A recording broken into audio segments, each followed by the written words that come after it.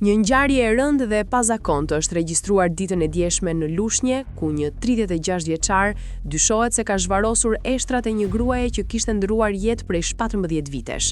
Sipas policisë, autori i dyshuar është Edison Ngresi, për të cilin raportohet se vuan nga probleme të shëndetit mendor.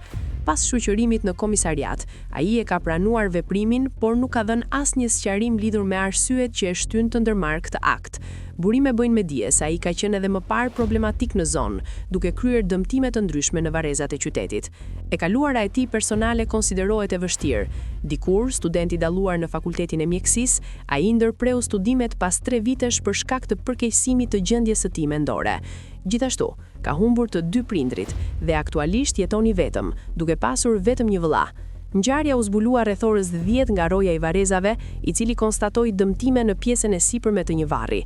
Hetimet paraprake sugjerojnë se gërmimi është kryer nga 36 vjeçari, ndërkohë që autoritetet vijojnë punën për të sqaruar plotësisht rrethanat dhe motivet e kësaj ngjarjeje.